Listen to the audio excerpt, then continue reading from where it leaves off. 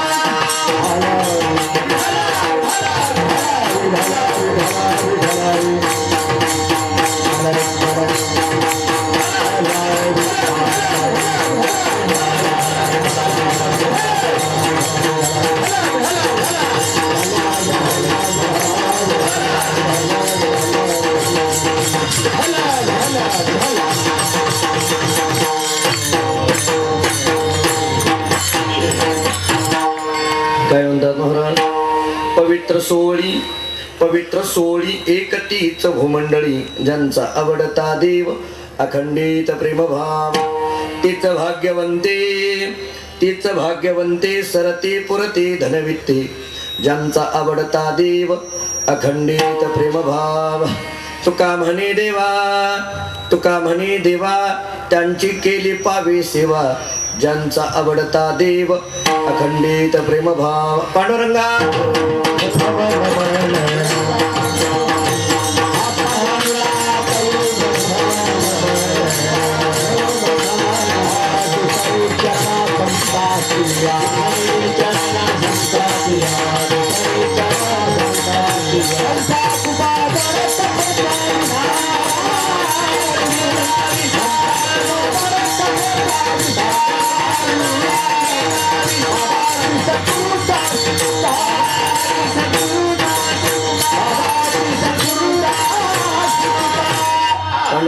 प्रथम मन दुसरी चरण संदाई, त्यांच्या कृपादाने कथेचा विस्तारू बाबाजी सद्गुरुदास तुका मस्तक हे पायावरी, या वारेकरी संताचिया जेनी पंढरी सारखाच्या पुला धामणगाव केला, वैकुंडाधिपती श्री विठ्ठल सखा सोयरा जोडीला, जो का भक्त विरक्त भूतळवटी विख्यात हा बोधला, त्या श्री संत सद्गुरु मानकोजी चरणी साष्टांग मी घातिला. विठला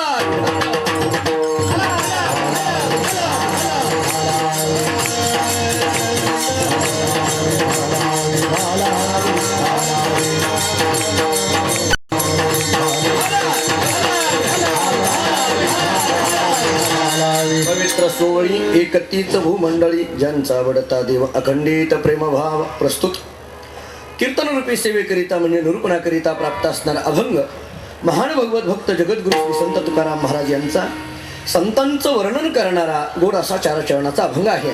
या अभंगातून जगद्गुरु श्री संत तुकाराम महाराज ज्ञानशास्त्राच्या दृष्टीने संत कसे आहेत याचं वर्णन करतात. 1. भक्तिशास्त्राच्या दृष्टीने संत कसे आहेत याचं वर्णन करतात. 2. व्यवहाराच्या दृष्टीने संत कसे आहेत याचं वर्णन करतात. 3.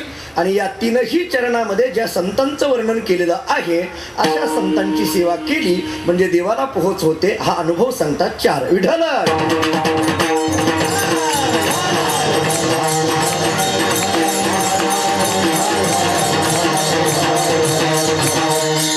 पवित्र क्षेत्र असणाऱ्या या देवळाली प्रवरा या पुण्यभूमीमध्ये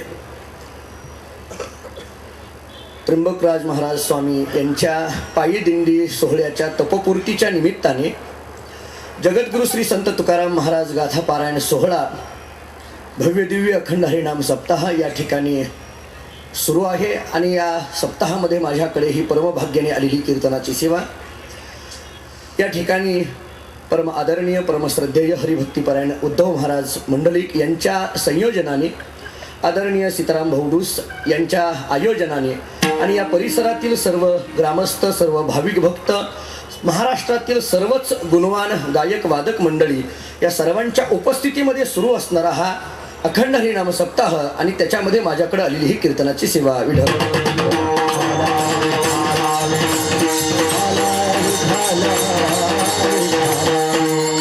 तसं आज या परिसरामध्ये तसा मी थोडा नवखाच आहे. फारसं येणं माझं या परिसरामध्ये नाही. आदरणीय उद्धव महाराजांनी इथंपर्यंत मला घेऊन आले किंवा त्यांचा आदेश मला आला, इथंपर्यंत येण्याचा योग त्यांच्यामुळे आला. आल्यानंतर आमचे आदरणीय राम महाराज झिंजुरके या ठिकाणी बसले. अगदी जगद्गुरु तुकोबरायांच्या गाथा पारायण त्यांच्या मुखातून आपण गाथा पारायण या ठिकाणी श्रवण करतोय. उद्धव महाराजांची आणि माझी फार वर्षापूर्वीची भेट आहे असं तुम्हाला तरी वाटतंय, कारण दोघांकडे बघण्यामध्ये बऱ्यापैकी साम्य दिसत असेल मला तरी वाटतंय. म्हणजे मी बघितल्याबरोबर पण खरं पाहायला गेलं तर उद्धव महाराजांची भेट माझी आजच झालेली आहे.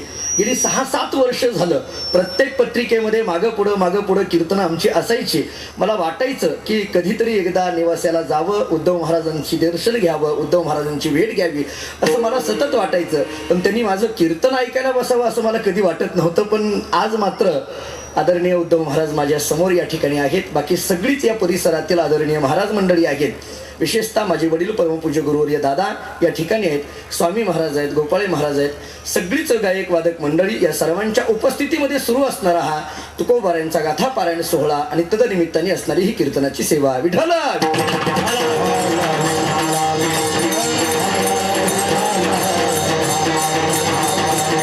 या अभंगाची भूमिका पाहत असताना या अभंगामध्ये तुकाराम महाराज संतांचं वर्णन करतात. एवढ्या एका वाक्यातून चिंतनाला आरंभ करतो. जगद्गुरु श्री संत तुकाराम महाराज या अभंगामध्ये संतांचं वर्णन करतात. या वाक्याचा एक वेगळा अर्थ मी आपल्या समोर ठेवेल. तुकाराम महाराज संतांचं वर्णन करतात म्हणजे संतांचं वर्णन करण्याकरता जगद्गुरु तुकोबारायांच्या एवढा अधिकारी महापुरुष लागतो हा त्यातून निघालेला एक अर्थ आहे. सामान्य माणसाला संतांचं वर्णन सहजासहजी करणं शक्य नाही. शाब्दिकाचे काम नाही येते. अनेक प्रमाणाने चिंतन करण्यासारखं आहे. संतांचं वर्णन करतात. वर्णनीय असं जर जगामध्ये कोण असतील तर ते फक्त संतच आहेत. मी 5 शब्द आपल्या समोर ठेवतो, ऐका. जगामध्ये काही लोक माननीय आहेत. 1. जगामध्ये काही लोक आदरणीय आहेत. 2. जगामध्ये काही लोक पूजनीय आहेत. 3. जगामध्ये काही लोक त्यजनीय आहेत. 4. आणि जगामध्ये काही लोक वर्णनीय आहेत. 5. या 5ही शब्दाचा एका वाक्यामध्ये विचार पहा. जगामध्ये काही लोक माननीय आहेत. काही लोकांची नावं घेताना आपल्याला माननीय म्हणावं लागतं आणि मग त्यांचं नाव घ्यावं लागतं. काही लोकांची नावं माननीय म्हणूनच घ्यावी लागतात. आता हा माननीय शब्द कुठल्या स्टेजवरचा आहे हा तुमच्या लक्षात आला. मी विस्तार करायची गरज नाही. कोणाला म्हणायचं माननीय? मी सोपं सांगू का? ज्याला फक्त मानायचंच बाकी काही करायचं नाही त्याचं नाव माननीय. चला, एक विचार संपला. दुसरा विचार मी आपल्या समोर ठेवतो, आदरणीय. कोणाला म्हणायचं आदरणीय? व्यवहार असा सांगितला जातो, आपल्यापेक्षा थोरल्या भावाचं नाव घेताना आदरणीय म्हणा आणि मग आपल्या थोरल्या भावाचं नाव सांगा. वडिलांचं नाव सांगताना आदरणीय म्हणा आणि मग आपल्या वडिलांचं नाव सांगा. असा व्यवहार सांगितला जातो. अलिखित नियम आहे, लिखित नाहीये. हा अलिखित अशा पद्धतीचा एक नियम आपल्या परंपरेमध्ये पडलेला आहे. दुसरा शब्द संपला. तिसरा शब्द आहे पूजनीय. सद्गुरूंच्या बाबतीत जो शब्द आहे तो पूजनीय आहे. आपल्या गुरूंचं नाव सांगत असताना परमपूज्य म्हणावं, पूजनीय म्हणावं आणि मग आपल्या गुरूंचं नाव सांगावं असं आम्हाला शास्त्र सांगतंय. चौथा मुद्दा आहे त्यजनीय. कोणाच्या बाबतीत शब्द आहे? नारदांनी भक्तिसूत्रामध्ये याच्याकरता एक सूत्र सांगितलंय, दुसंग सर्वथैव त्याज्यः. दुर्जनाच्या बाबतीत जो शब्द आहे तो त्यजनीय आणि संतांच्या बाबतीत जो शब्द आहे वर्णनीय. विठ्ठला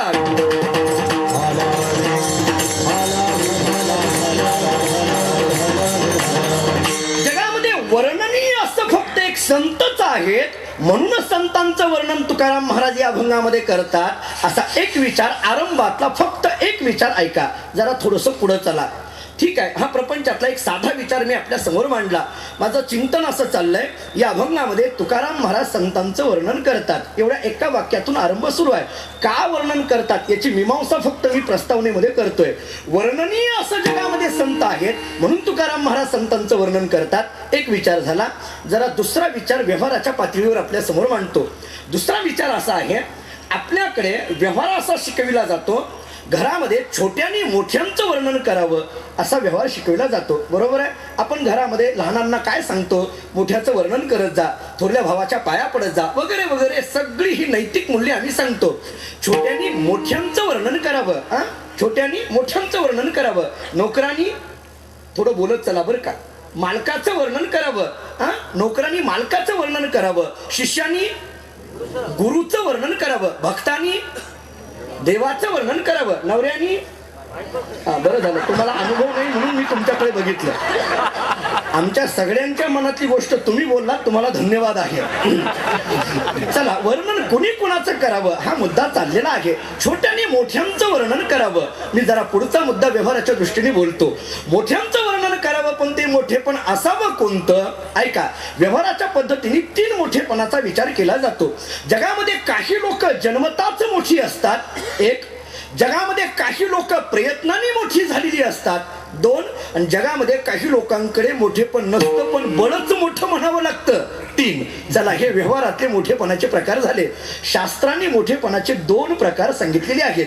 माझा विचार असा चाललाय, या अभंगामध्ये तुकाराम महाराज संतांचं वर्णन करतात. याची मीमांसा करत असताना वर्णन कुणी कुणाचं करावं, छोट्याने मोठ्यांचं करावं, पण ते मोठेपण असावं कोणतं? शास्त्रांनी 2 मोठेपणाचे प्रकार केले. ऐका, एक नैमित्तिक मोठेपण आहे आणि दुसरं संसिद्धिक मोठेपण आहे. निमित्ताने आलेलं जे मोठेपण आहे त्याला नैमित्तिक मोठेपण म्हटलं जातं. अंगभूत असलेलं जे मोठेपण आहे त्याला संसिद्धिक मोठेपण म्हटलं जातं. काही कानापुरतं असलेलं जे मोठेपण आहे त्याला नैमित्तिक मोठेपण म्हटलं जातं. कायमस्वरूपी टिकणारं जे मोठेपण आहे त्याला संसिद्धिक मोठेपण म्हटलं जातं.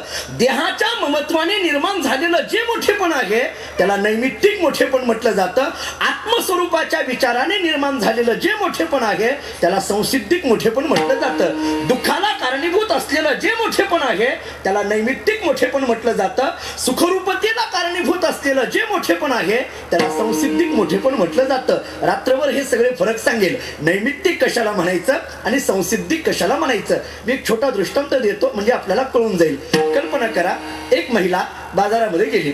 बाजारामध्ये गेल्यानंतर भांड्याच्या दुकानात गेली. एक एक एक एक एक एक भांडी खरेदी करू लागली. तिला काही पातेली हवी होती, भगुनी म्हणा, पातेली म्हणा, तुमच्या राहुरी भागामध्ये कोणता शब्द असेल तो वापरा. एक एक एक एक भगुनं विकत घेतलं. स्टीलचं आहे, जर्मनचं आहे, पितळीचं आहे, वेगवेगळ्या धातूची आणि वेगवेगळ्या किमतीची ही भगुनी. कोणाची 200 किंमत आहे, कोणाची 150 किंमत आहे, कोणाची 100 किंमत आहे, कोणाची 50 रुपये किंमत आहे. अशी वेगवेगळ्या किमतीची आणि वेगवेगळ्या धातूची, पितळीचं, स्टीलचं अशी वेगवेगळी भगुनी एका पिशवीमध्ये घातली. घराकडे निघाली. जात असताना एका कुंभाराच्या दरवाजापुढून चाललेली. त्या कुंभार दादाला विचारलं, दादा तुमच्याकडे काय काय आहे? त्यांनी सांगितलं, मोठे मोठे रांजण आहेत, मोठे मोठे डेरे आहेत, छोटे छोटे मडके आहेत. तिला एक मडकं हवं होतं. तिनं त्या मडक्याची किंमत विचारली. या मडक्याची किंमत काय? कुंभारदादांनी सांगितलं 2 रुपये.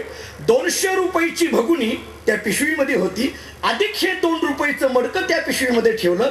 घराकडे आली, सगळ्याची कामं वाटून दिली. चहा कशात, पाणी कशात, भाजी कशात, दूध कशात, सगळी कामं वाटून दिली. राहता राहिलं ते मडकं. किंमत किती त्याची? 2 रुपये. या बहिणी विचार केला, या 2 रुपयाच्या मडक्यामध्ये काय ठेवावं. घरामध्ये भरपूर गाई म्हशी, भरपूर दूध, भरपूर दही होतं. त्या मडक्यामध्ये दही ठेवलं. दह्याचं मडकं खाली ठेवून जमेल का? आपल्याकडे खेडेगावात काय असतं? शिंक. ते 2 रुपयाचं दह्याचं मडकं शिंक्यावर ठेवलं. पुढलं ऐका, 2 रुपयाचं दह्याचं मडकं शिंक्यावर ठेवल्याबरोबर पितळीचं भगुन स्टीलच्या भगुन्याला म्हणायला लागलं, आपली किंमत 200, आपण खाली, हे 2 रुपयाचं आपल्यावर. तसं तसं वरचं मडकं फुगायला लागलं. वरची माणसं विनाकारण फुगतात, हे कंसातलं लक्षात ठेवा.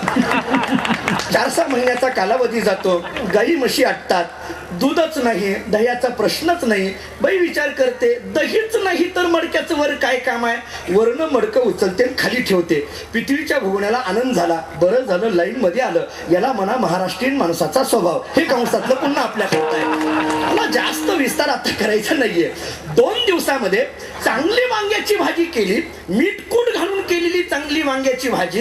6 महिने ज्या मडक्यामध्ये दही होतं त्या मडक्यामध्ये ती भाजी ठेवली. मला सांगा, 6 महिने त्या मडक्यामध्ये दही आहे, आंबूस झालेलं मडकं, ती भाजी काही नीट राहणार आहे का? दुपारी जेवणाकरता घेतल्याबरोबर त्या बाईच्या लक्षात आलं, या मडक्यातली भाजी जी आहे ना ती विटलेली आहे. तिला राग येतो, मी एवढी चांगली केलेली वांग्याची भाजी या 2 रुपयाच्या मडक्याने विटवली. रागाच्या भरामध्ये मडकं उचलते आणि घराच्या बाहेर फेकून देते. पितळीच्या भगुनाला आनंद झाला. बरं झालं पिढा गेली. दृष्टांत संपला. पहा याच्यातला भाव काय आहे. मला एक विचार आपल्या समोर मांडायचा आहे. मला सांगा, जोपर्यंत दही आहे तोपर्यंत मडकं कुठं आहे? शिंक्यावर. दही संपलं की मडकं घरात नाही, घराच्या बाहेर. दही आहे तोपर्यंत मडक्याला किंमत आहे, दही संपलं की मडक्याला किंमत नाही. तसं जीवात्मा आहे तोपर्यंत देहाला किंमत आहे. याच्यातला जीवात्मा निघून गेला की यालाही सरळ स्मशानामध्ये घेऊन जातात, कुठेही ठेवत नाही. हे निमित्ताने आलेलं मोठेपण आहे. देहाचं मोठेपण नैमित्तिक म्हणा, आणि जो कधीच जात नाही, येत नाही असा आत्मा, त्या आत्म्याचं मोठेपण संसिद्धिक म्हणा. विठ्ठल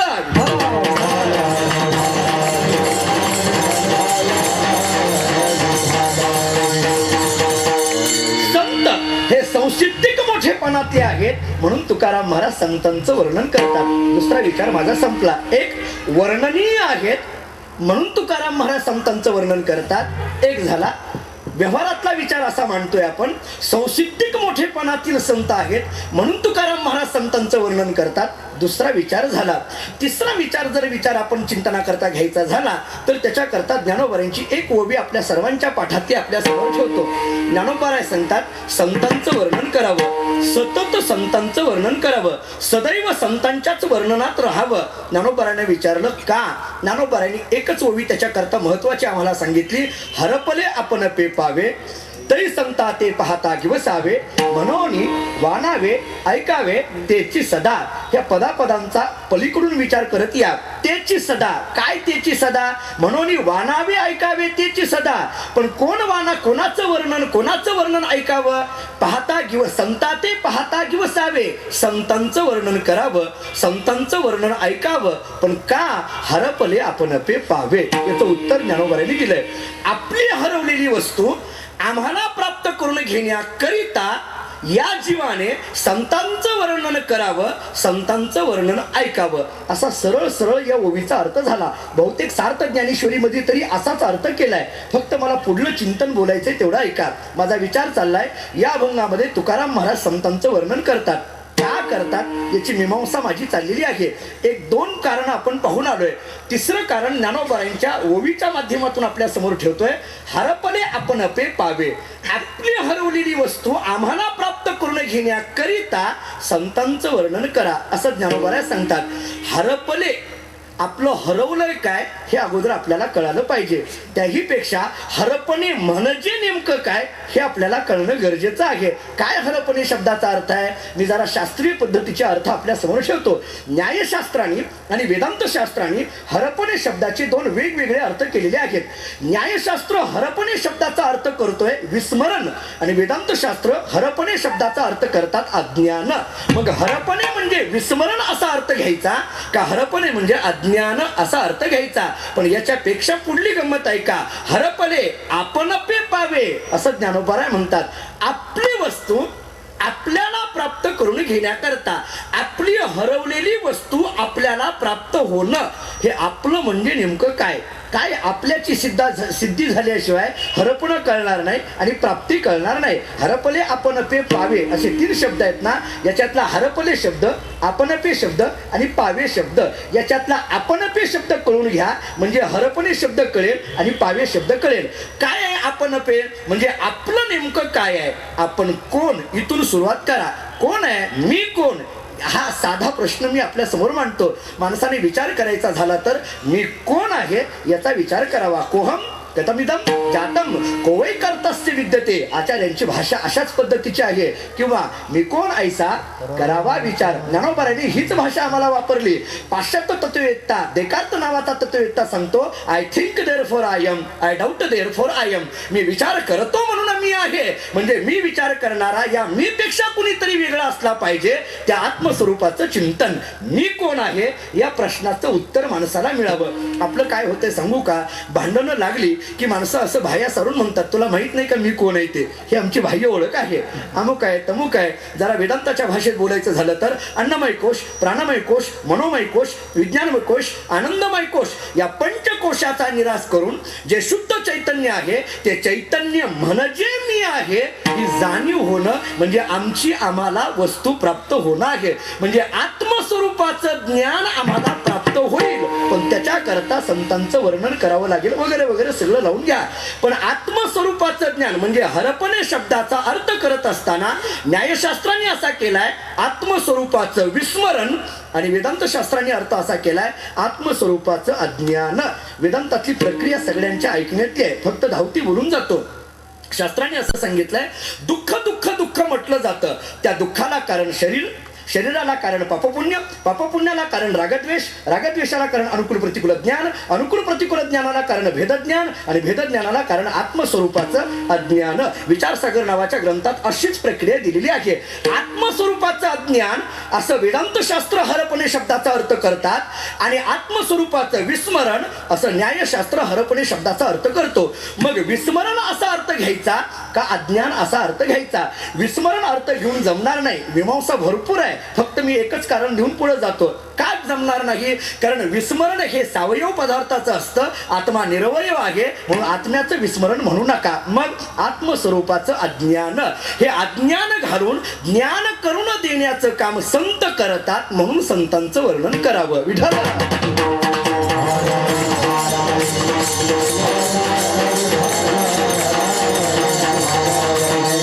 पहा, जरा थोडीशी वेदांतातली किचकट प्रक्रिया आहे, पण आणखी तिथंच थोडासा खुलासा करतो. आपण पे पावे असा जो ज्ञानोबारांनी शब्द वापरला ना, या पावे शब्दाकडे लक्ष द्या. पावे या शब्दाचा अर्थ आहे प्राप्त होईल, बरोबर आहे. विचारसागरामध्ये एक सिद्धांत असा आलेला आहे प्राप्त असलेल्या वस्तूची प्राप्ती व्हावी का जे अप्राप्त आहे त्याची प्राप्ती व्हावी. अहो जे प्राप्तच आहे त्याच्या प्राप्तीची काय गरज आहे, जे अप्राप्त आहे त्याची प्राप्ती व्हावी. मग इथं आत्मस्वरूप आम्हाला प्राप्त होईल असं म्हणतात ना, किंवा नाथरायांचा अभंग आपल्या सर्वांच्या पाठातला आहे. नाथरायांनी सांगितलं संतांचे पाय धरा पण कशा करिता, हरिप्राप्तीचे उपाय धरावे संताचे ते पाय. भगवंताची प्राप्ती करून घ्यायची असेल संत महात्म्यांकडे चला. असं का हो, भगवंताची म्हणजे आत्मा परमात्मा सांगितला ना, ते तिथंच आहे म्हणून सांगितलं ना. तत्वमसी अहम ब्रह्मास्मी अयम आत्मा ब्रह्म इतकं सगळं सांगितलंय ना, मग ते तिथंच असलेली त्याची प्राप्ती करून घेण्याकरिता संतांकडे जाण्याची का गरज आहे. खरं तर वस्तू आमचीच आहे, बरोबर आहे, आत्मस्वरूप आमचंच आहे, आमच्या जवळच आहे, तरीही त्याची जाणीव करून देण्याकरता मात्र आम्हाला तिसऱ्याकडे जावं लागतं. ते ज्ञान पैगा बरवे, जरी मनी अति अनावे तरी संता या भजावे सर्वस्वेसी. ते आत्मस्वरूपाचं ज्ञान प्राप्त करून घेण्याकरता, ते तिथंच असताना सुद्धा त्याची प्राप्ती करून घेण्याकरिता तिसऱ्याकडे जावं लागतं. हो, जावं लागतं. आमच्या जवळ असूनही आम्हाला त्याची माहिती नाही. तो का म्हणे होता ठेवा आमच्या जवळच आहे, मग मिळेल कसा तो या भावा सापडला. बरं, आणखीन सोपं करून सांगतो. मला सांगा, माझा मुद्दा कुठं चाललाय? आमची वस्तू आमच्या जवळच आहे, पण ती प्राप्त करून घेण्याकरता संतांचं वर्णन करा, असं ज्ञानोबा या ओळीतून सरळ सरळ सांगतात. असं का? आमची वस्तू आमच्या जवळच आहे, मग आमची आम्हालाच कळून देण्याकरता तिसऱ्याची का गरज आहे? व्यवहारातही असं घडतं. आपण ठेवलेली वस्तू आपल्या जवळ असते, आपली असते, पण आम्हाला ती कळत नाही. कुणीतरी तिसऱ्याने येऊन सांगावं लागतं, बाबा हे इथं आहे. नाही कळालं तर मी उदाहरण देतो, ऐका. हे एक उदाहरण आहे का, माझा सिद्धांत सगळा कळून जाईल. छोटं उदाहरण घ्या. पूर्वीच्या काळामध्ये एक गुरखा फिरत होता. गुरखा माहिती आहे आपल्याला सगळ्याला, सिक्युरिटी गार्ड वगैरे आपण अलीकडल्या काळामध्ये म्हणतो त्याला गुरखा. रात्रीच्या वेळेला तो गावामध्ये फिरायला लागला. पूर्वीचा काळ, लाईट नाही, बॅटरी नाही, काही नाही. मग पूर्वीच्या काळामध्ये तो कंदील घेऊन फिरायचा. हातामध्ये कंदील घेतला आणि रात्रीच्या वेळेला जागे राहा, जागे राहा, जागे राहा म्हणून ओरडत निघाला.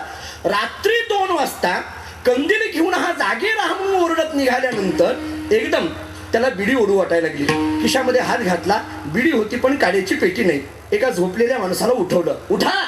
तो अर्धवट झोपेमध्ये मनुष्य उठला. का रे बाबा, एवढ्या रात्रीचं मला का उठवलं? काही नाही, माझ्याकडे बिडी आहे पण काडेपेटी नाही, तेवढी घरातून जाऊन काडेपेटी आणून द्या. ज्याला उठवलं त्यांनी पूर्णपणे डोळे उघडले, त्या गुरख्याकडे पाहिलं, गुरख्याच्या हातातल्या कंदिलाकडे पाहिलं आणि झोपेतून उठलेला मनुष्य म्हणायला लागला, भल्या माणसा, तुझ्या हातात कंदील आहे, काच वर केली असती तर बिडी पेटली असती, एवढ्या रात्रीचं मला कशाला उठवलं? तो म्हटला, हे सांगायलाच उठवलं, बाकी कशा करता नाही. कळाला का दृष्टांत? मला सांगा, कंदील आहे, अग्नी आहे, बिडी पेटते आहे, हे सगळं खरं आहे, पण हे सांगायला कुणीतरी तिसरं लागतं. तसा हा देह आहे, हा आत्मा आहे, तोच परमात्मा आहे, हे सगळं खरं आहे, पण हे सांगायला कुणीतरी तिसरं लागतं. विठ्ठल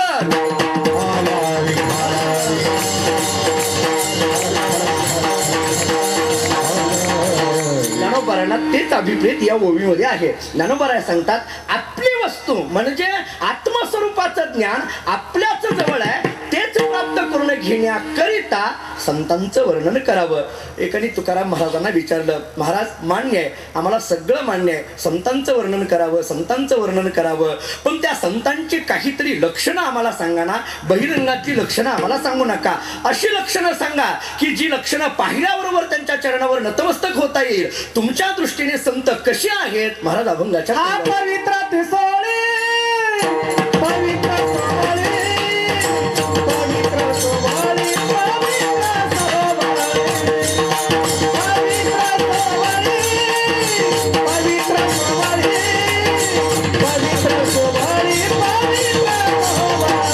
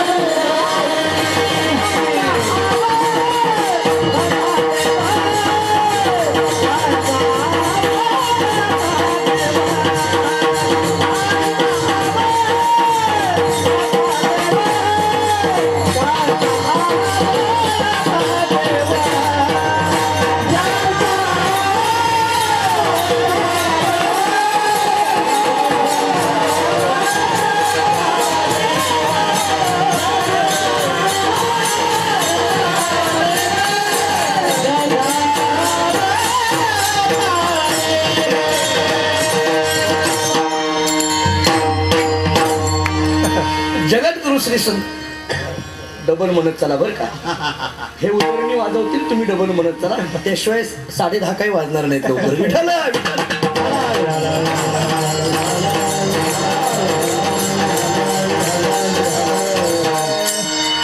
अगदी वेळेत व्हावं म्हणून मधली प्रमाणे मी तरी टाळतोय, पण सगळंच टाळाटाळी नको. मधले टाळणं ठीक आहे, पण सगळं तरी तेवढं तरी वारकरी संप्रदायाच्या नियमाने तेवढं तरी भजन झालंच पाहिजे महाराज. जसं हे सगळेजण माझं ऐकण्याकरता आले तसं मी तुमचं ऐकण्याकरता आलो, हे तेवढंच खरं आहे बरं का. चला, जगद्गुरु श्री संत तुकाराम महाराज या अभंगामध्ये संतांचं वर्णन करत असताना पवित्र सोवळी एक तीच भूमंडळी, अभंगातल्या पहिल्या चरणातला पहिला शब्द पहा. पवित्र म्हणजे नेमकं काय? व्यवहाराच्या दृष्टीने पवित्र शब्दाचा आपण मोठा गमतीचा अर्थ करतो. काही लोक असं म्हणतात अंघोळ केली की झाला पवित्र, ही बहिरंगातली शुद्धता झाली.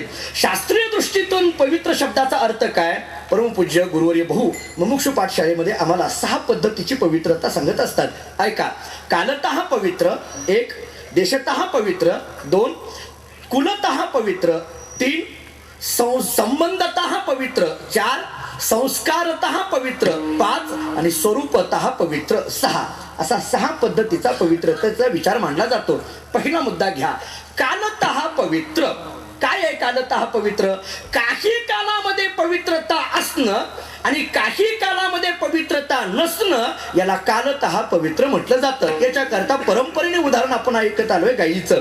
जिवंत असेपर्यंत पवित्र आहे, पण गेल्यानंतर मात्र तिला कोणी पवित्र मानत नाही. कालतः पवित्र. एक मुद्दा संपला. दुसरा मुद्दा आहे देशतः पवित्र.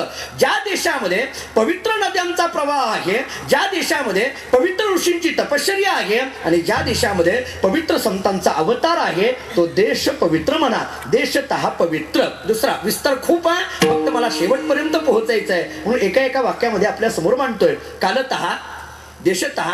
तिसरा मुद्दा घ्या. कुलतः पवित्र.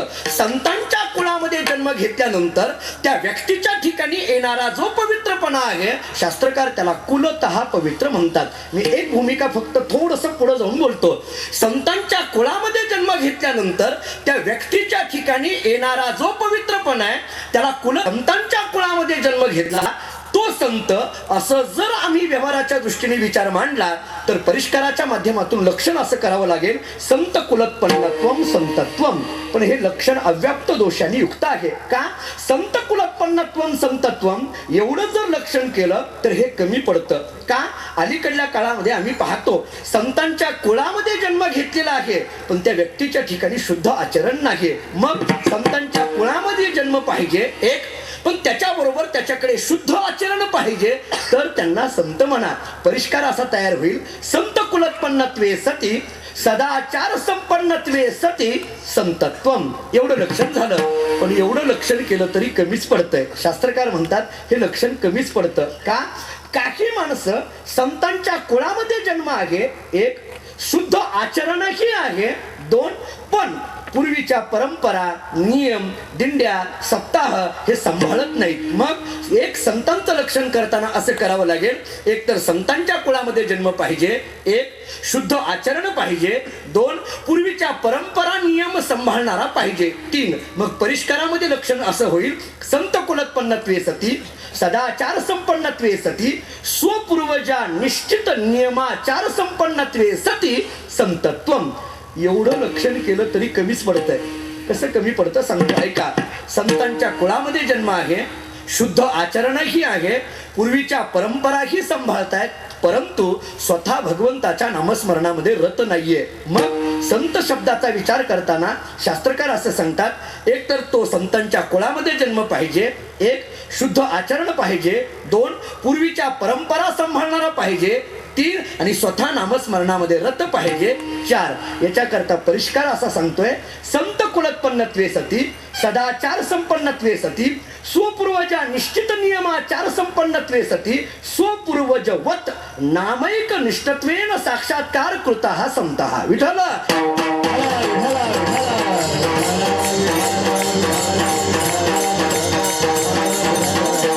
म्हणा कुलतः पवित्र. कालतः झालं, देशतः झालं, कुलतः झालं. चौथा प्रकार घ्या, संस्कारतः पवित्र. संतांच्या सहवासामध्ये आल्यानंतर त्या संत महात्म्यांच्या संस्काराने त्या व्यक्तीच्या ठिकाणी निर्माण झालेला जो पवित्रपणा आहे याला संस्कारतः पवित्र म्हटलं जाईल. मी उदाहरण देतो आणि पुढे जातो. मंडन मिश्र आणि भगवत पूज्यपा श्री शंकराचार्य यांची भेट सर्वांना माहीत आहे, सर्वांना तो दृष्टांत माहीत आहे. मंडन मिश्रांना भेटण्याकरता भगवत पूज्यपा श्री शंकराचार्य त्यांच्या गावी गेले. गावी गेल्यानंतर आता मंडन मिश्रांना भेटायचं आहे, परंतु त्यांचं घर कुठं आहे? एका माणसाला विचारलं, अहो मला मंडन मिश्रांच्या घरी जायचं आहे, त्यांच्या घराचा पत्ता सांगाल का? ज्या माणसाला विचारलं त्यांनी सांगितलं, हे पहा आचार्य, तुम्हाला मंडन मिश्रांच्या घरी जायचं आहे का? म्हटले हो. एक काम करा, ज्या घराच्या बाहेर 2 पोपट आहेत ना ते घर मंडन मिश्रांचं. आता हे तटस्थ लक्षण, स्वरूप लक्षण, पुन्हा विस्तार वाढेल. ज्या घराच्या बाहेर 2 पोपट आहेत ते घर मंडन मिश्रांचं. आचार्य ते गावामध्ये गेले, पण गंमत अशी झाली, प्रत्येक घराच्या बाहेर 2 पोपट. आता कुठल्या घरी जायचं? आचार्यांनी विचार केला, काय गंमत आहे, सगळ्याच घराच्या बाहेर 2 पोपट दिसतात ना. आचार्य पुन्हा त्या व्यक्तीकडे गेले आणि म्हणू लागले, अरे बाबा, प्रत्येक घराच्या बाहेर 2 पोपट आहेत, मी कोणत्या घरी जायचं मंडन मिश्रांचं घर समजून? त्या माणसाने सांगितलं, आचार्य एक काम करा, प्रत्येक घराच्या बाहेर जरी 2 पोपट असले तरी ज्या घराच्या बाहेरचे 2 पोपट वेदांत शास्त्रातील स्वतःप्रामाण्यवाद आणि परतप्रामाण्यवाद या तत्वज्ञानाची चर्चा करतात ना ते घर मंडन मिश्रांचं आहे. मंडन मिश्रांच्या दारातला पोपट सुद्धा स्वतःप्रामाण्यवाद परतप्रामाण्यवाद म्हणतो. आमच्या दारातला पोपट फक्त यात काही संशय एवढंच म्हणतो. मला दृष्टांत सांगून वेळ घालवायची नाही. माझा मुद्दा लक्षात आला असेल तुम्हाला. संस्कारतः पवित्र याला म्हणा. 4 मुद्दे माझे झाले. काय? कालतः, देशतः, कुलतः, संस्कारता. प्रत्येकाला प्रमाण आहेत, पण वेळेअभावी मी पुढे चाललेलो आहे. 5वा प्रकार घ्या, संबंधतः पवित्र. वाक्य ऐका, संत महात्म्यांच्या सहवासामध्ये आल्यानंतर त्या व्यक्तीच्या ठिकाणी पवित्रपणा निर्माण झालं याला म्हणा संबंधतः पवित्रता. कोणती? पुनीत केले विष्णुदासी, कसं? संगे आपुलिया दोषी. मी त्याच्या पुढे एक वाक्य सांगतो, ऐका. संत महात्म्यांच्या संगतीमध्ये सजीव पवित्र झाला याच्यात नवल नाही. मला सांगा, अहो डोंगर म्हणजे काय? दगडाचाच असतो. डोंगर, डोंगर या शब्दाचा अर्थ काय? दगडाचा तो डोंगर. पण गंमत अशी झाली, जगद्गुरु श्री संत तुकाराम महाराजांचा पाय लागल्याबरोबर तो डोंगर डोंगर राहिला नाही, तीर्थक्षेत्र भंडारा डोंगर झाला. आजही आमच्या वारकऱ्यांची श्रद्धा अशी आहे, त्या भंडारा डोंगरावरची माती आजही विठ्ठल विठ्ठल विठ्ठल असं म्हणते.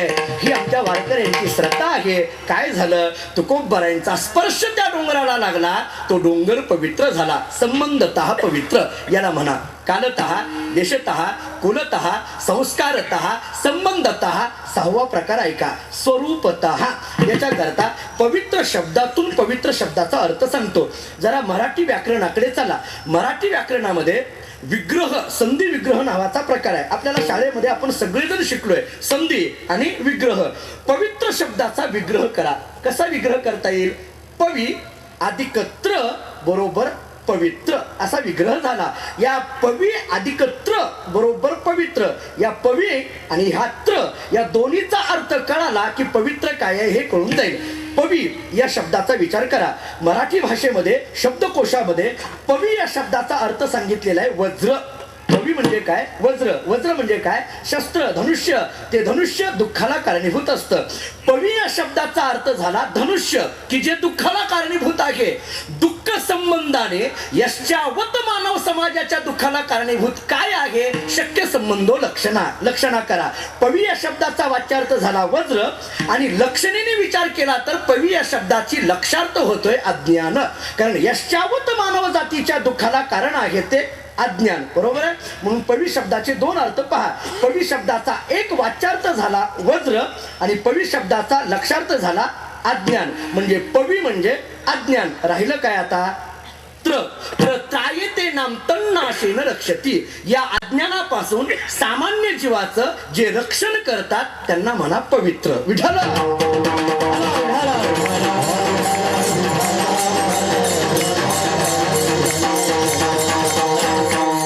शब्द संपला, विस्तार नको मला. पवित्र.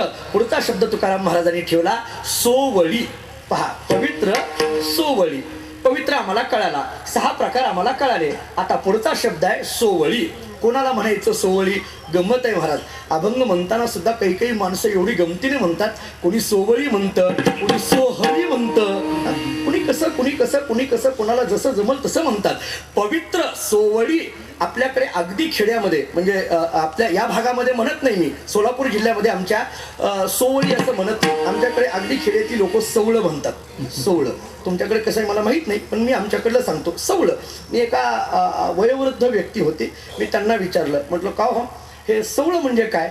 तो म्हटलं महाराज तुम्हाला माहीत नाही का? म्हटलं नाही. त्यांनी सांगितलेला अर्थ सांगतोय, माफी मागून बोलतोय, मला माफ करा पहिल्यांदाच तुम्ही. सवळं म्हणजे काय? तो म्हटलं महाराज तुम्हाला माहीत नाही का? म्हटलं नाही माहीत. अहो सोपं आहे ते, तुम्हाला आणखीन माहीत नाही? म्हटलं नाही माहीत.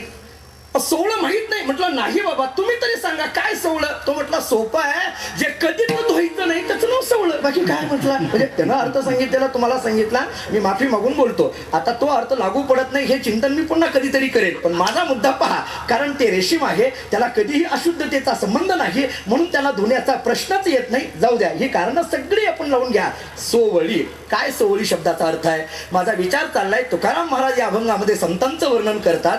तुकाराम महाराज म्हणतात संत कसे आहेत? पवित्र आहेत. एक संत कसे आहेत? सोवळी आहेत.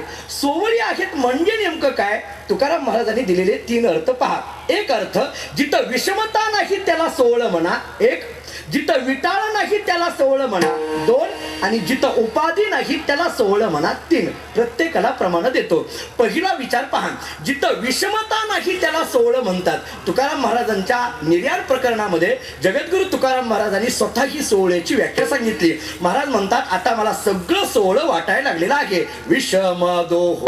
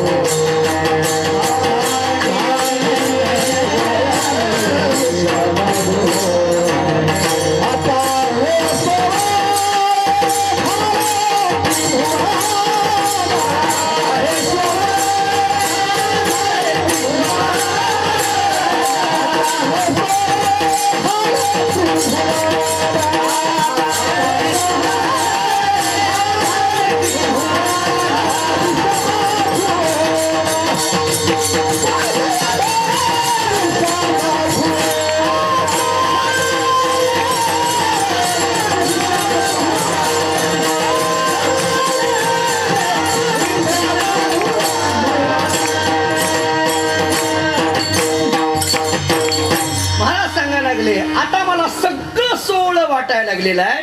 विषम दोहोनी सांडी येले, काही विषमताच राहिली नाही. एकनाथ महाराजांनी भागवतामध्ये या संबंधाने एक विचार मांडलेला आहे. नाथ महाराज असं सांगतात, जग पाहता दिसे विषम, परी विषमे देखे सम ब्रह्म, तेची समदर्शी परम, हा गुण निरुपम पै 4. जगामध्ये सगळीकडे जरी विषमता असली तरी विषमतेच्या ठिकाणी जो समता पाहतो त्याला म्हणा सोवळं. विठ्ठला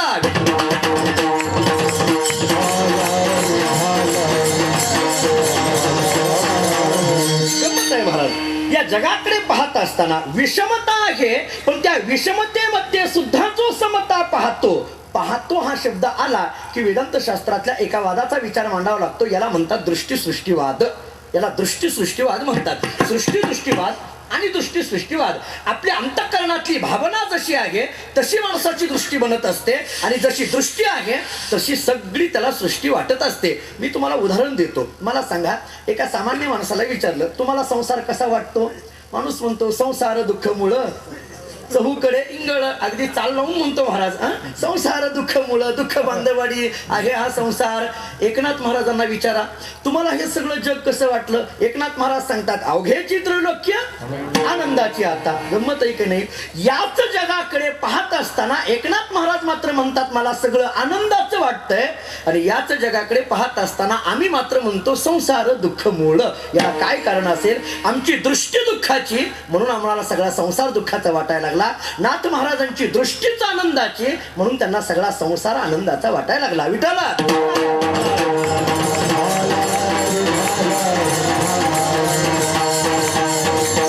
संसाराचा विचार मांडत असताना आम्ही संसाराचा विचार असा म्हणतो विश्रांती नाही कोठे.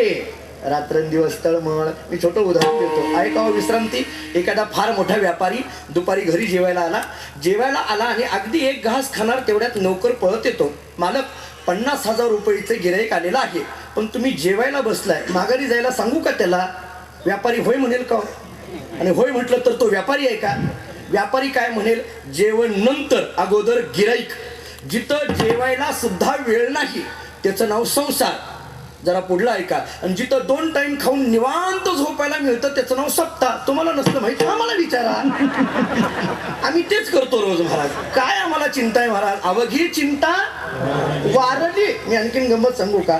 तुकाराम महाराजांची भाषा फारच महाराज दूरदृष्टीची. मी राम महाराज कधी कधी विचार करत असतो, तुकाराम महाराजांनी अवघी चिंता वारली असं का म्हटलं? वारली या शब्दाचा अर्थ काय? जळाली, मेली, संपली. बरोबर आहे. वारली म्हणजे काय? मेली, जळाली, संपली.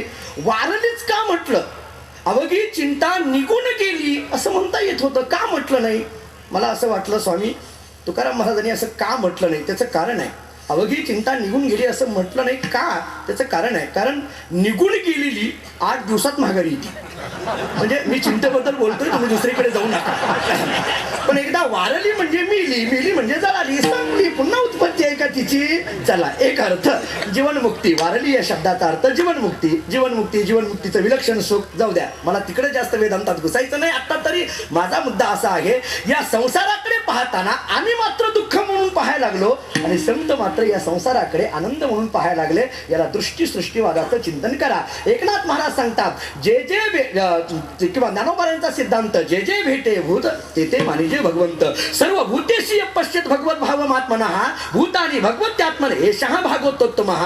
किंवा विठ्ठल विस्तारला जनी फक्तही पाताळे भरुणे. विठ्ठल व्यापक त्रिभुवनी, विठ्ठल मुनी मानसी. ही स्थिती ज्याची झालेली असते ना, त्याला सोवळ असं म्हणा. विषमतोहोनी सांडलेले.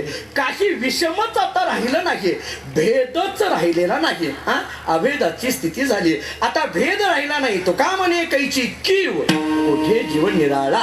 ही स्थिती येणं याला सोवळ म्हणा. एक अर्थ माझा झाला, सोवळी. एक संपलं.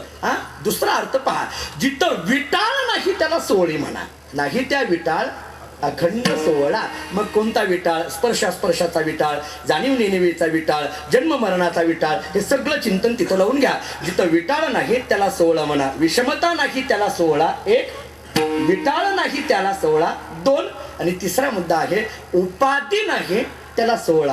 आता ही उपाधी नाही, कोणती उपाधी नाही? उपाधी म्हणजे काय? आपल्याला अनेक पद्धतीचा विचार उपाधीचा आहे. मी शब्दातून व्याख्या सांगतो. उपाधी या शब्दाकडे पुन्हा मराठी व्याकरणाच्या विग्रहाकडे या. उपाधी शब्दाचा जर विग्रह केला तर कसा होईल? उप अधिक आधी बरोबर उपाधी. याच्यातला उप म्हणजे काय?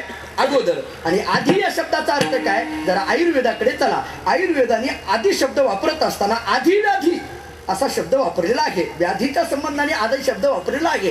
व्याधी म्हणजे काय? शरीराचे रोग. आणि आधी म्हणजे काय? मनाचे रोग. म्हणजे मनाच्या रोगाच्या अगोदर जी येते किंवा जी आल्यानंतर मनाचे रोग सुरू होतात तिचं नाव उपाधी. विठ्ठल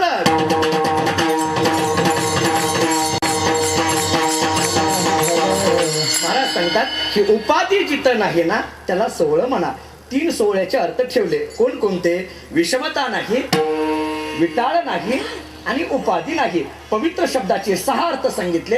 सोवळी शब्दाचे 3 अर्थ सांगितले. जरा वेदांतातल्या अवच्छेदकाच्या भाषेत बोलायचं झालं तर गुरुवरे भाऊ आम्हाला असं सांगत असतात, अज्ञान निवर्तकत्व अवच्छेदकाने संत पवित्र आहेत आणि विकार रहितत्व अवच्छेदकाने संत सोवळी आहेत. असा विचार करा. फक्त एक शंका आणखीन घेतो आणि पुढे जातो. मला सांगा, मराठी शब्दकोशामध्ये सोवळी शब्दाचा अर्थ शुद्ध असं केलेलं आहे. सोवळी म्हणजे शुद्ध असं सांगितलंय. मग पवित्र म्हटलं आणि पुन्हा शुद्ध म्हटलं. अहो, पवित्र म्हणजेच शुद्ध आणि शुद्ध म्हणजेच पवित्र ना. मग पवित्र म्हणायचं पुन्हा शुद्ध म्हणायची काय गरज आहे? याला द्वैता अगदी धिरिक्ती नावाचा तरी दोष लागेल ना. असं का म्हटलं? मी सोपं सांगतो आपल्याला, ऐका. पवित्रही म्हटलं आणि शुद्धही संतांना म्हटलं. असं का? संत पवित्र आहेत, संत शुद्ध आहेत असं का म्हटलं? ऐका, 4 विकल्प मी आपल्या समोर ठेवतो. काही ठिकाणचं पाणी पवित्रही नसतं आणि शुद्धही नसतं. 1, काही ठिकाणचं पाणी पवित्र असतं पण शुद्ध नसतं. 2, काही ठिकाणचं पाणी शुद्ध असतं परंतु पवित्र नसतं. 3, आणि काही ठिकाणचं पाणी पवित्रही असतं आणि शुद्धही असतं. 4 विकल्पाचा थोडा विस्तार पहा. काही ठिकाणचं पाणी पवित्रही नाही आणि शुद्धही नाही. मला सांगा, हॉटेलमधलं पाणी पवित्र असतं का हो? बरं, ते शुद्ध तरी असतं का? पण पिण्याची मरमर तीच चालली आहे ना. त्याच्या पुढला आणखीन बोलायचंय, पण पहिलीच वेळ कीर्तनाची, कशाला बोलू मी तसलं आता? लक्षात आलं का? पहा काय त्याच्यामध्ये असतं. काहीच नाही, पण लोक तिकडच जास्त धाव घेतात ना. ते पवित्र तरी आहे का? नाही. शुद्ध तरी आहे का? नाही. चला, एक मुद्दा माझा संपला. दुसरा मुद्दा पहा. काही ठिकाणचं पाणी पवित्र असतं परंतु शुद्ध नसतं. ऐका, चंद्रभागेतलं पाणी पवित्र आहे, मान्य आहे, सगळी पापं धुवून टाकतं वगैरे वगैरे, सगळं खरं आहे. पाणी पवित्र आहे, परंतु पिण्याच्या दृष्टीने, आरोग्याच्या दृष्टीने पिण्याकरता काही ते शुद्ध आहे का? नाही. पाणी पवित्र आहे, त्याच्याबद्दल माझं दुमत नाही, परंतु आरोग्याच्या दृष्टीने ते काही शुद्ध आहे का? नाही. म्हणजे पवित्र आहे पण शुद्ध नाही. दुसरा मुद्दा संपला. चला, तिसरा मुद्दा घ्या. काही ठिकाणचं पाणी शुद्ध असतं पण पवित्र नसतं. प्रवासामध्ये आपण 15 रुपयाला एक बाटली घेतो, बरोबर आहे, बिस्लेरी नावाची बाटली घेतो. त्या पाणीतील बाटली, त्या पाणी, ते बाटलीतील जे पाणी आहे ना, ते पाणी शुद्ध आहे, ॲक्वा केलेलं आहे, फिल्टर केलेलं आहे, सगळं मान्य आहे. त्या 15 रुपयाच्या पाण्याची जी बाटली आहे, त्या बाटलीतलं पाणी शुद्ध आहे, पण चंद्रभागेच्या पाण्या इतकी पवित्रता त्या बाटलीतल्या पाण्याला आहे का? नाही. ते शुद्ध आहे पण पवित्र नाही. आणि चौथा मुद्दा माझा लक्षात घ्या. वारकऱ्याच्या घरचं पाणी पवित्रही आहे, शुद्धही आहे, पवित्र सोवळी. विठ्ठल.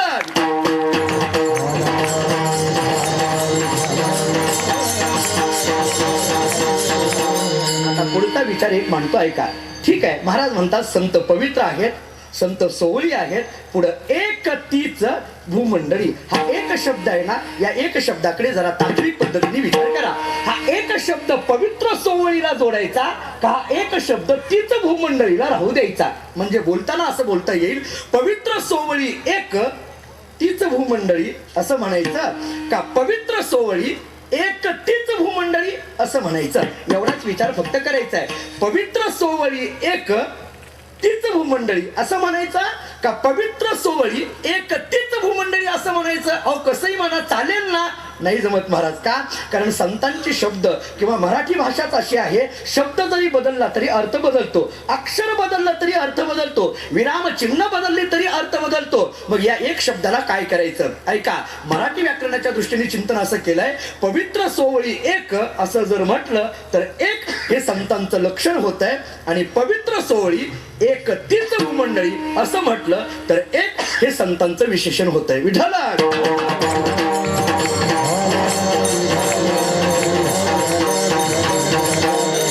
आता थोडस एकदा फक्त अवच्छेदकाच्या दृष्टीने हे सगळं प्रमाण मी आपल्याला सांगतो. भाऊ आम्हाला असं सांगत असतात, अज्ञान निवर्तकत्व अवच्छेदकाने संत पवित्र आहेत, एक. विकाररहितत्व अवच्छेदकाने संत सोवळी आहेत, 2. आणि जगदोद्धारकत्व अवच्छेदकाने संत एक आहेत, 3. पवित्र सोवळी एक तीच भूमंडळी. तुकाराम महाराजांना विचारलं, महाराज कळालं आम्हाला, ज्ञानशास्त्राच्या दृष्टीने संत कसे आहेत कळालं, पण भक्तिशास्त्राच्या दृष्टीने संत कसे? अभंगाचं दुसरं. ज्यांचा आवडता देवा, ज्यांचा आवडता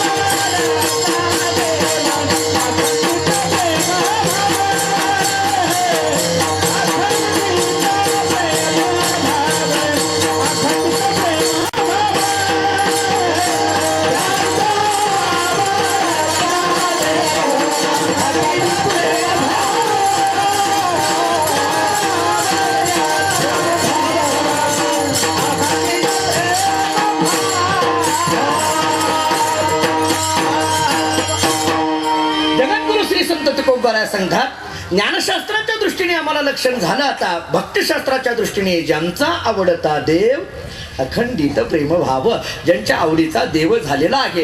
किती आवडीचा विषय तो त्यांचा झाला नारायण. नावडे जनधन माता पिता किंवा बहु आवडसी किंवा पासोनिया, किंवा एक विषय तो सकळांचा झाला हरी.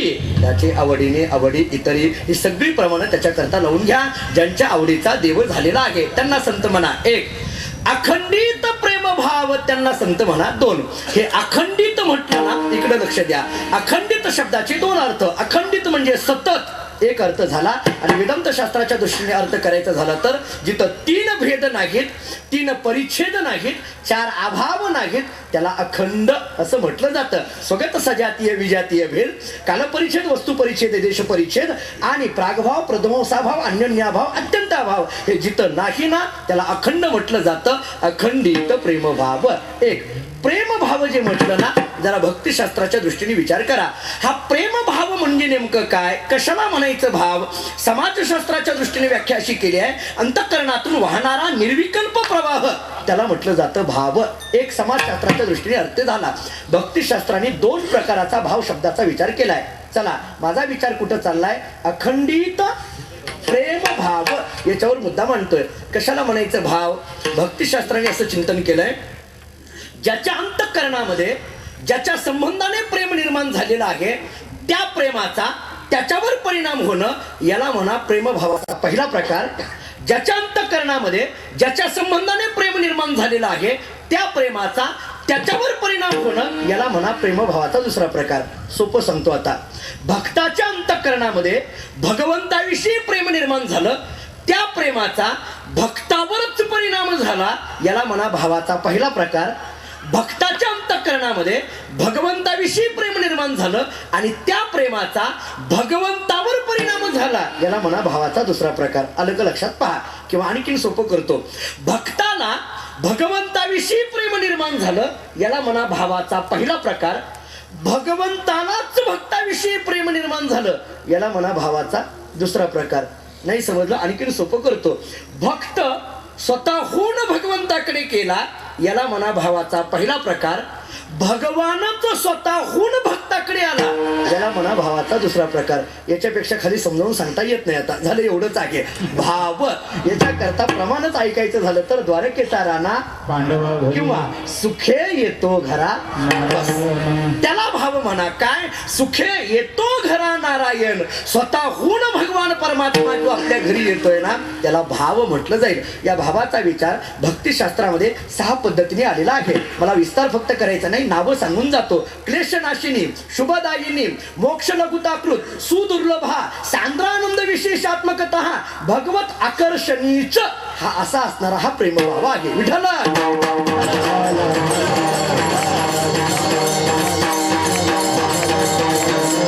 उदाहरण देतो आपल्याला कळून जाईल. काय झालं? भगवान कृष्ण परमात्मा दुर्योधनाकडे हे युद्ध होऊ नये याची चर्चा करण्याकरता गेले. महाभारतातलं श्रीकृष्ण षष्टहीचं प्रकरण सगळ्यांना माहित आहे. गेले आणि बोलायला लागले, हे नको, असं नको, तसं नको. चर्चा सुरू झाली. सगळं ऐकून घेतलं दुर्योधनाने आणि दुर्योधनाने शेवटी सांगितलं, हे पहा देवा, अजिबात जमणार नाही म्हटले. सुईच्या टोकावर मावेल एवढी सुद्धा जमीन मी पांडवांना देणार नाही. ही दरपोक्ती दुर्योधनाची ऐकली. भगवान कृष्ण परमात्म्यांनी तिथून पाय काढता घेतला. निघाल्याबरोबर दुर्योधनांनी सांगितलं, देवा ठीक आहे, जाऊ द्या म्हटले. आपलं जे बोलायचं होतं ते काही व्यवस्थित बोलणं झालं नाही, आपली चर्चा व्यवस्थित झाली नाही, मला मान्य आहे. पण तुम्ही माझ्याकडे आलेला आहात, मी जेवणाची व्यवस्था तुमची चांगली केलेली आहे, तुम्ही जेवण करा आणि मग जा. भगवंतांनी सांगितलं, नाही मला भूक नाही म्हटले. नाही नाही, मी व्यवस्था चांगली केली आहे, तुम्हाला जे आवडतं त्या पद्धतीचं बनवलेलं आहे, सगळं व्यवस्थित केलंय, तुम्ही जेवून जा. भगवंतांनी सांगितलं, नाही मला वेळ नाही. नाही थोडं तरी जेवून जा. नाही मला भूक नाही. जेवायचं नसलं की लोक असली कारणं सांगतात, हे लक्षात ठेवा. भूक नाही, वेळ नाही. शेवटी भगवंतांनी खूप आग्रह केला तरी काही, त्या दुर्योधनाने खूप आग्रह केला तरी भगवान काही तयार होईनात. केवढ्यांदा म्हणतोय तो दुर्योधन, थोडं जेवा, थोडं जेवा. अजिबात नाही. तसंच देव निघाले. शेवटी तो दुर्योधन दुर्योधन म्हटला बरोबर आहे देवा, तुम्ही आमच्याकडे कुठलं जेवता? तुम्ही जेवणार म्हणजे नेहमी पांडवाच्यातच जेवणार, आमच्यात कुठलं जेवतात? आमचं कुठलं तुम्हाला गोड लागतं? काही काही असं बोलणारी लोक असतात पाहा. आमच्याकडे त्याला कुचकं बोलणं म्हणतात, तुमच्याकडे काय शब्द मला माहित नाही. कारण भाषा बदलत असते महाराज, कारण वेश बदलतो, देश बदलतो, भाषा बदलते ना. आमच्याकडे सोलापूर जिल्ह्याकडे मेल्यानंतरच जातात. राहुरीत कसं आहे मला माहित नाही, पण मी माझ्या भागातलं सांगून टाकलं. कशी भाषा असेल तशी विचार करा. कुचकं बोलणं म्हणतात. बघा तुम्ही, असं काही काही लोक बोलतात, आमचं कुठलं तुम्हाला जीव वाटतंय, अशी काही बोलणारी लोक आहेत. हे सगळे दुर्योधनाचेच वंशज आहेत अलीकडल्या काळातले. शेवटी देव पुढे गेलेले माघारी आले आणि देवानी दुर्योधनाकडे बघितलं आणि सांगितलं, हे पहा दुर्योधना, मी तुला एवढा वेळ सांगतोय मला जेवायचं नाही, मला नाही जेवायचं, नाही जेवायचं, तरी तू म्हणतोय की मी व्यवस्था केली, चांगली व्यवस्था केली, चांगली व्यवस्था केली. ऐक म्हटले, मी तुझ्याकडे का जेवत नाही याचं कारण सांगतो. त्याचं कारण असं आहे, तू जरी जेवणाची व्यवस्था उत्तम केलेली असली तरी जीव घालण्याच्या पाठीमागे तुझी भावना चांगली नाही, म्हणून मी तुझ्याकडे जेवत नाही म्हटले. मला काय जीव घालतोय याच्यापेक्षा कसं जीव घालतोय हे सगळ्यात महत्वाचं आहे. देव तिथून निघाले आणि विदुर काकाच्या घरी आले. विदुर काकाच्या घराचा दरवाजा उघडला, उजवा पाय आत टाकला आणि मोठ्याने हाक मारली, काका आहेत का घरात? काका नव्हते. काकी सुलभा काकी घरामध्ये होत्या. अगदी अखंड कृष्ण कृष्ण भजन करणारी ती काकी, आणि प्रत्यक्ष कृष्ण परमात्मा तिच्या समोर आल्याबरोबर त्या काकीला काहीच कळेना, काय बोलावं कळेना, या म्हणायचं कळेना. असो ऐसा कोठे आठवची नाही, देहीच विदेही भोगुदशा अशी स्थिती झाली, काहीच बोलता येईना. देव काकीकडे बघतात, काकी देवाकडे बघतात. शेवटी देवाने सांगितलं, काकी योगी जपी तपी ज्ञानांच्या स्वप्नात मी जात नाही, स्वतःहून तुमच्या घरी आलोय. सुखे येतो घरा, स्वतःहून तुमच्या घरी आलोय, कमीत कमी बस तरी म्हणा. काकीच्या लक्षात आलं. काकी म्हटले, हो हो देवा, लक्षात आलं नाही. तिथला एक चौरंग घेतला, मध्ये मांडला. काकी स्वतः त्या चौरंगावर बसल्या. देवाला सांगितलं, बसा खाली, बसा बसा. हाही चांगला मांडी घालून बसला. शेवटी देवाने सांगितलं, काकी मला भूक लागली. इतकी व्यवस्था तिथं चांगली केलेली असली तरी तिथं जेवला नाही, इथं म्हणून लागलाय भूक लागली. 18 विश्व दारिद्र्य आमच्या विदुर काकांच्या घरी, आणि भूक लागली म्हटल्याबरोबर काकीला कळेना काय द्यावं. तिथल्या केळी घेतल्या, त्याच्या त्या साली काढल्या, देवाला दिल्या. साली मिटक्या मारून देव खायला लागला महाराज. बातमी विदुर काकांना कळाली. काका धावत घरी आले. पाहतात तर हे सगळं उलट चित्र. ही चौरंगावर बसली आहे, देव खाली बसलाय, देवाला ही साली खाऊ घालते, आणि त्याच्यात चांगला गाभा मात्र स्वतः खायला लागलेली आहे. हे सगळं काकांनी पाहिलं आणि काकीच्या अंगाला हात लावला. काय करतेस? कोणाला खाऊ घालते? काय खाऊ घालते? कळतंय का तुला? हात लावल्याबरोबर आतापर्यंत असलेली जी अद्वैत स्थिती होती ती निघून गेली. कारण प्रतिबंध आला, अद्वैत निघून गेलं, द्वैतामध्ये आलं. प्रतिबंध आला ना, एकदम लक्षात आलं हे सगळं उलट चाललंय. हात जोडले, देवा मला माफ करा, मी चौरंगावर बसले, तुम्हाला साली खाऊ घालत होते, मला माफ करा, मला माफ करा. देव आपले शांतच. विदुर काकांनी देवाकडे बघितलं आणि विचारलं, देवा माझ्या बायकोला एक कळत नाही पण तुला कळू नये का? म्हटले, माझ्या बायकोला एक कळत नाही पण तुला कळू नये का? देवाने विचारलं, काय झालं? अहो तुम्ही तरी सांगायचं ना, मी देव आहे, मला असं खाली बसवू नये, मला चौरंगावर बसवावं, मला साली खायला देऊ नये, गाभा खायला द्यावा, असं तुम्ही तरी सांगायचं ना, का सांगता येत नव्हतं का? देवाने सांगितलं, काका म्हणजे तुम्ही मी काकीला सांगायला पाहिजे असं म्हणताय ना? हो. देव म्हणायला लागले, काका सांगणं आणि ऐकणं हा व्यवहार द्वैतात असतो, आमची स्थिती अद्वैताची होती, कोणी सांगायचं आणि कोणी ऐकायचं. विठाला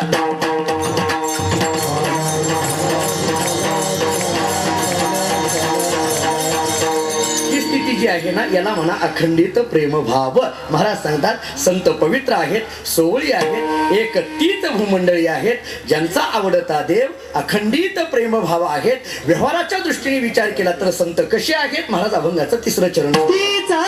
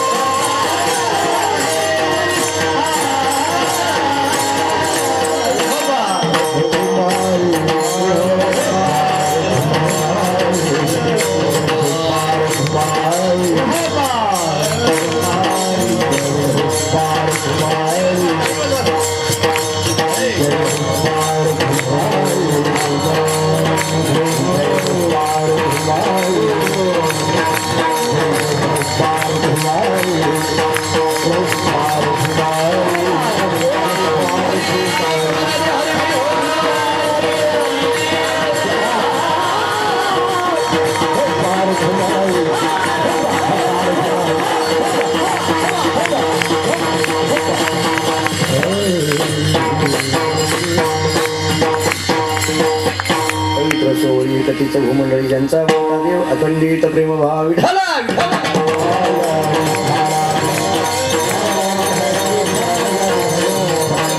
संत तुकाराम महाराज या अभंगाचा विचार मांडत असताना पवित्र कळानं, सोळी कळानं, एक कळानं, ती ज्यांचा आवडता देव ही भूमिका कळाली. अखंडित प्रेमभाव, त्या प्रेमभावाचे प्रकार आमच्या लक्षात आले. व्यवहाराच्या दृष्टीने संत कसे आहेत तीच भाग्यवंते सरती पुरती धनवित्ते. व्यवहारामध्ये भाग्य ज्याच्याकडे आहे त्याला श्रेष्ठ समजलं जातं, पैसा ज्याच्याकडे आहे त्याला श्रेष्ठ समजलं जातं. संतांकडे हे दोन्ही आहे का? तुकाराम महाराज म्हणतात एक भाग्य नाही, भाग्यवंते कितीतरी भाग्य यांच्या जवळ आहेत. का? सगळ्या भाग्यांचा विचार करा. पहिलं भाग्य विचार करा, अगदी भाग्यवंत म्हणून या शरण गेले पंढरी राया हे भाग्य यांच्याकडेच आहे. किंवा तुका म्हणे भाग्य या नावे म्हणजे संसारी जन्मी जे याची लागे काम क्रोध लोभ निमाले ठाईचे. हे सगळ्या भाग्याचा विचार केला तर आपल्याला संतांकडेच दिसून येतील किंवा भाग्याचा उदय येते. हे जोडी संत पाय अशी सगळी भाग्य यांच्या जवळ आहेत. सरती पुरती धनवित्ते, सर्व ऐश्वर्य संपन्न अशा पद्धतीचे संत आहेत.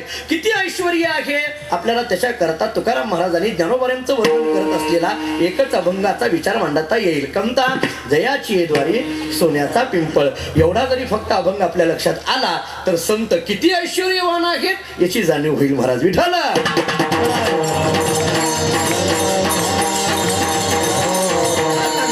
समोर आलेल्या मोठ्या ऐश्वर्याचा जे त्याग करतात ते काही दरिद्री असतील का? एवढा तरी विचार करा. सोने रुपये आम्हा मृत्तिके समान, माणिक पाषाण खरे जैसे अशी म्हणणारे आमचे जगद्गुरु श्री संत तुकोबार आहे. एखादी वस्तू समोर आली, आपल्याकरता आली आणि मग ती आपण नको म्हणणं याला वेदांतामध्ये प्रसक्त प्रतिषेध म्हटलं जातं.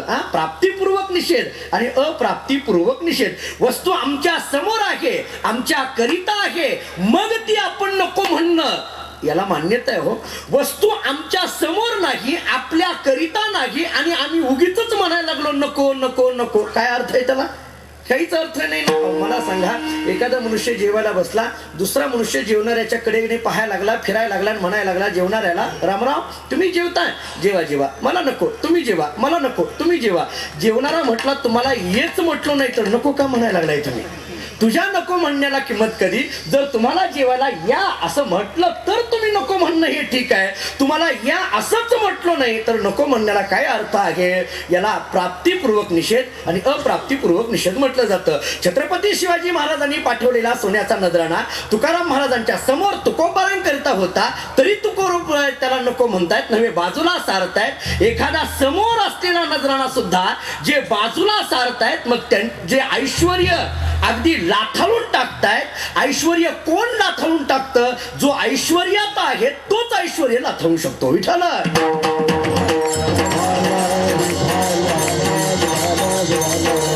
तीच भाग्यवंते सरती पुरती धनवित्ते. जगद्गुरु श्री संत तुकाराम महाराज सांगतात, ज्ञानशास्त्राच्या दृष्टीने संत कळाले, भक्तिशास्त्राच्या दृष्टीने संत कळाले, व्यवहाराच्या दृष्टीने संत कळाले.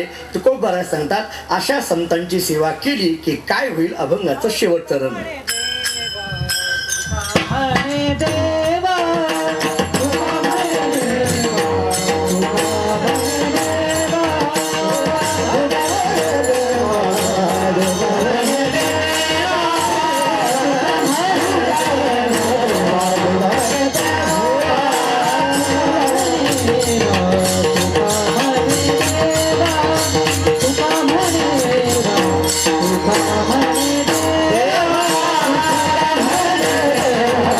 Thank you.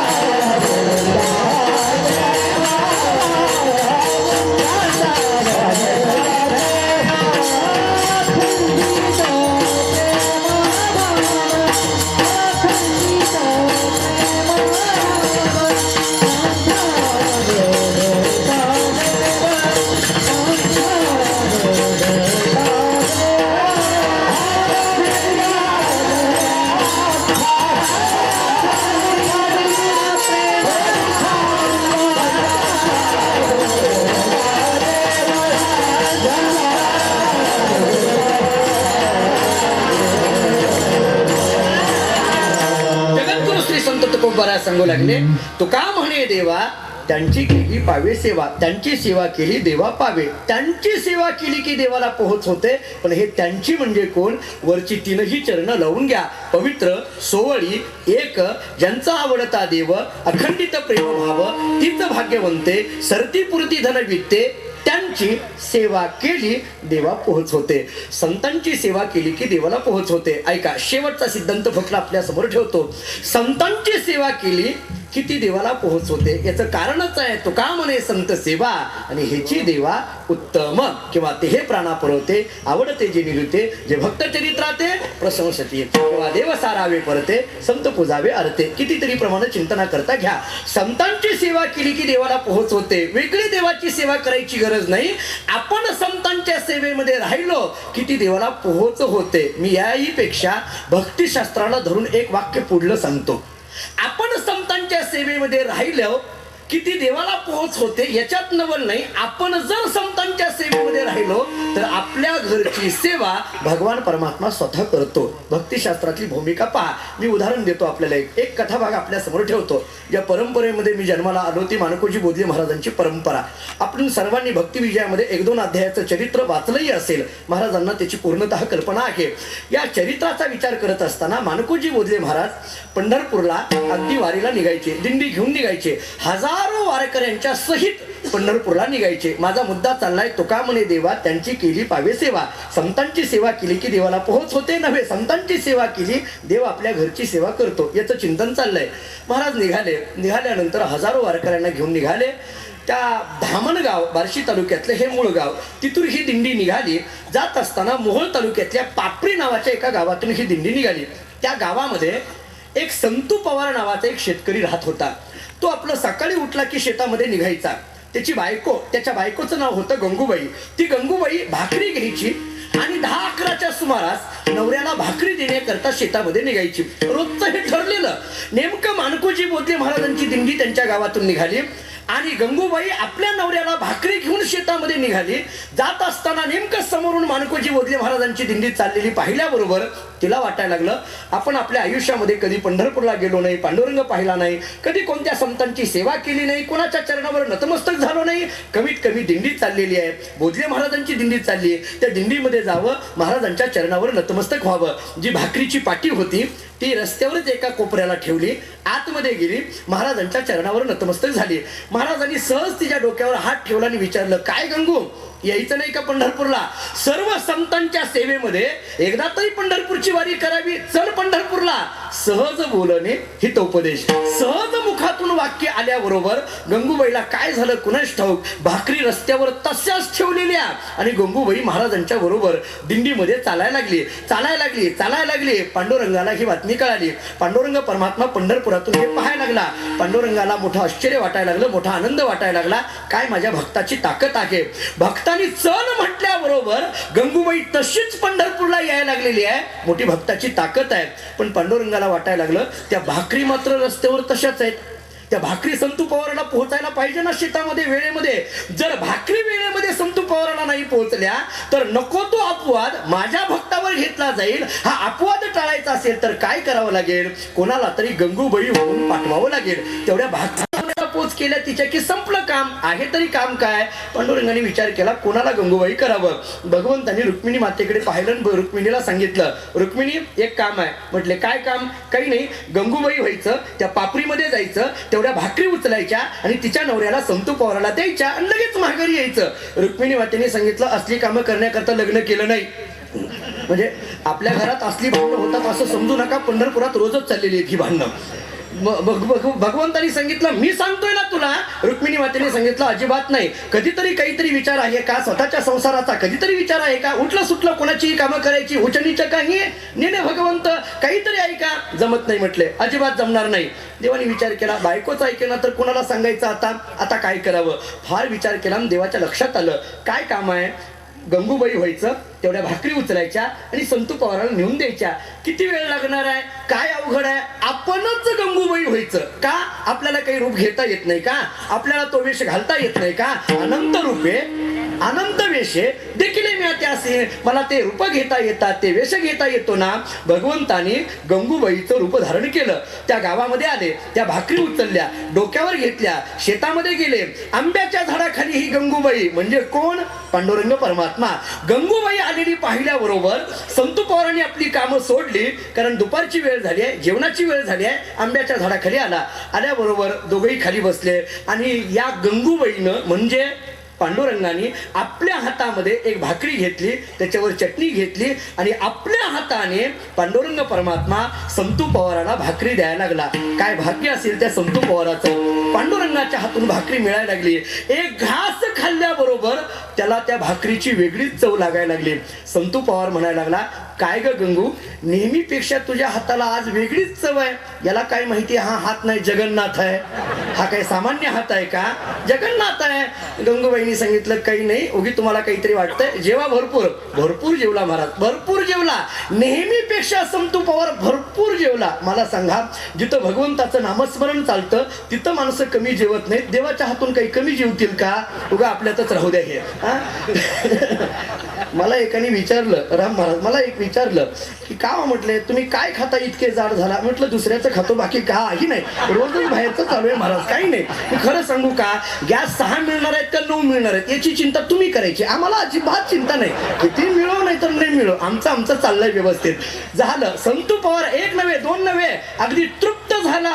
आणि मग झाले दुपारची कामं, जेवण संपलं, संध्याकाळ झाली, संतू पवाराची कामं संपली. संतू पवार शेतातून घराकडे निघाल्याबरोबर या पांडुरंगाला वाटायला लागलं, काय गंमत आहे, आतापर्यंत या गंगूबाईनं यायला पाहिजे ना, पण असं आहे जोपर्यंत ओरिजिनल येत नाही तोपर्यंत आपली सुटका नाही. देव असा अडकतो महाराज, अडकायचा झाला देव असा अडकतो, प्रेमभावामध्ये अडकतो. झालं. संतू पवाराच्या पाठीमागं हा गंगूबाई होऊन पांडुरंग परमात्मा घरी आला. घरी आल्यानंतर कामं गप्प बसायचंय का, चुली पुढची कामं, सारवण काढण्यापासूनची कामं सगळी देव करायला लागला. झालं. 1 नव्हे 2 नव्हे 5 दिवस पांडुरंग परमात्मा गंगूबाई होऊन संतू पवाराच्या घरी कामं करत होता.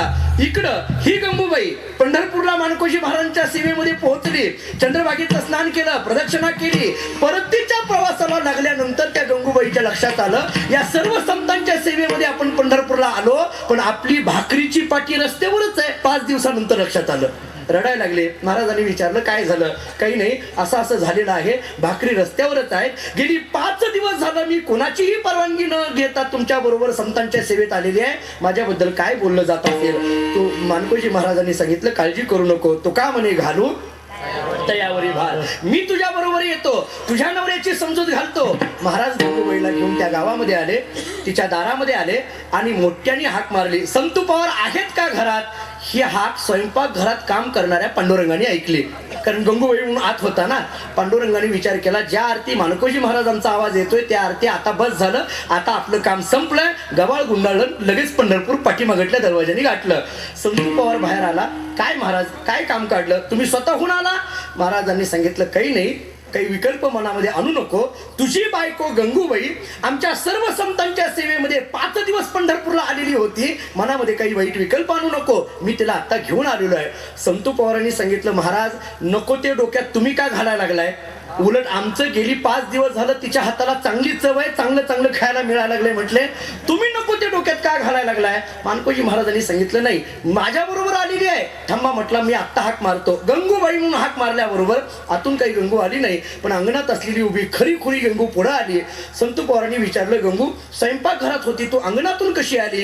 गंगूबाईंनी सांगितलं, मालक तुम्हाला काहीतरी भ्रम झालाय, मी गावात नाही, घरात नाही, तर स्वयंपाक घरातून येईल कशी? मी 5 दिवस मानकोजी महाराजांसारख्या संतांच्या सेवेमध्ये पंढरपूरला गेलेली होते. संतू पवाराला काहीच कळेना. संतू पवारांनी दोन्ही हात जोडले आणि मानकोजी महाराजांना विचारलं, महाराज तुम्ही म्हणताय तेही खरं आहे, पण माझा अनुभवही खरं आहे, मग मला एका प्रश्नाचं उत्तर द्या. जर माझी ही गंगूबाई तुमच्या सर्व संतांच्या सेवेमध्ये पंढरपूरला गेलेली असेल, तर माझ्या घरी गंगूबाई म्हणून कोण कामं करत होतं? मानकोजी महाराजांनी डोळे झाकले, अंतःकरणातून ओळखलं, डोळ्यामध्ये अश्रू येऊ लागले आणि रडत रडत मानकोजी महाराज म्हणू लागले, संतू पवार तू मोठा भाग्यवान आहे. योगी जपी तपी ज्ञानांच्या स्वप्नात देव जात नाही, तो सगुण पांडुरंग परमात्मा तुझ्या घरी गंगूबाई म्हणून कामं करत होता. संतू पवार रडायला लागला. रडत रडत संतू पवारांनी विचारलं, महाराज असं देवानी का केलं, का माझ्या घरी कामं केली? माणकोजी महाराजांनी त्याला एकच उत्तर दिलं, जो संतांची सेवा करतो त्याच्या घरची सेवा पांडुरंग परमात्मा करतो. तो का म्हणे देवा त्यांची केली पावे सेवा. ज्ञानेश्वर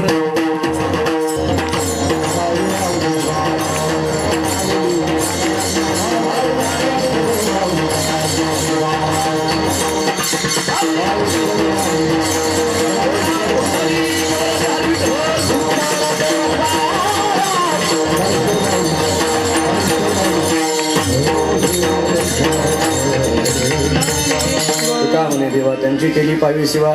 ज्यांचा आवडता देव अखंडित प्रेमभाव असो झालेली सेवा पांडुरंगाच्या चरणी. जगद्गुरु तुकोबाराय संत श्रेष्ठ. हे पहा, महाराजांनी आज अतिशय वेळेत ते थांबलेले आहेत, तरी सुद्धा मला कुठे कुठे काही माणसं उठताना दिसत आहेत. हे काय समजायचं नेमकं? हे कीर्तन तुम्हाला नकोय का? ज्याला नकोय त्यांनी येऊ नये, हे अजिबात बरोबर नाही. 5 मिनिट 10:30 अजून कमी असताना जर ज्ञानेश्वर माऊली झाल्यावर जर कुठे कुठे चुळबुळ दिसायला लागली असेल तर हे काही बरोबर नाही. आपला हा परिसर संप्रदायाचे विचार जपणारा, जाणणारा, चालवणारा, वाढवणारा आहे. आणि 4-2 माणसं ज्यांना हे वळण नाही, संस्कार नाही, ती माणसं असा गोंधळ करणार असतील, हे बरोबर नाही. विठाला विठाला